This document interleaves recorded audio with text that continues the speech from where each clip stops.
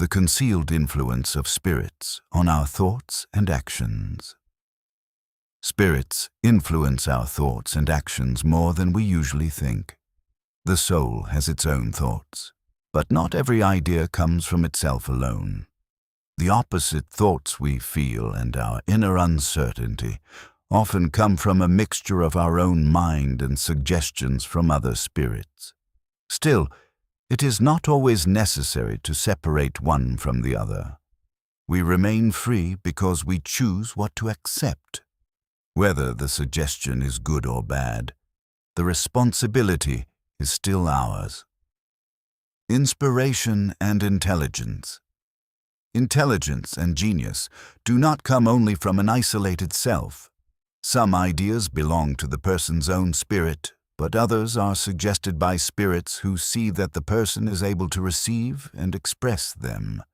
When someone feels a lack of ideas and searches for inspiration, that person may be making an unconscious appeal for help from the spirit world. The first impulse and moral discernment. The first impulse is not always the best one. It may be good or bad, according to the nature of the incarnate spirit and the influence it receives. Thoughts should be judged by their moral character. Good spirits inspire kindness, honesty, humility, peace, and duty.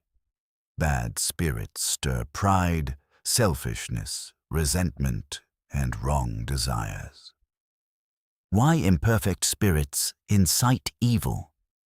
Imperfect spirits try to lead people into evil because they suffer and, out of envy, want others to share their misery.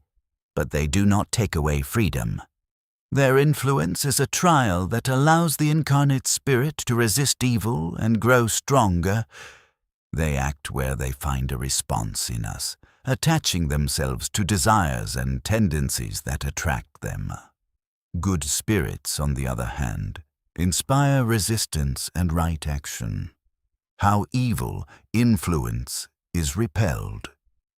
We can avoid the influence of spirits who urge evil, because they cling only to those who attract them by desire or habit. When they are firmly rejected, they withdraw, even if they may wait for another chance. The best protection is moral strength, doing good, trusting in God, rejecting bad thoughts, and watching against spirits that feed pride, passion, flattery, and discord. Humility and prayer are powerful defenses. Hidden communications and inner states. Feelings such as anxiety, distress, or inward peace do not always come only from the body. They may also come from hidden communication with spirits, whether in waking life or through impressions received during sleep. That is why some emotions and moral impressions seem to appear without any visible cause. Spirits and circumstances. Spirits do not only make use of existing circumstances, they may also help bring them about, guiding a person toward situations that match that person's desires. A person, for example, may be led to a place where temptation appears. Then one influence pushes toward evil, while another urges what is right. But the person remains free. Human life unfolds among these hidden influences. Our thoughts are not always our own alone. Yet freedom is never destroyed. Good and evil suggestions may reach the mind, but consent belongs to us.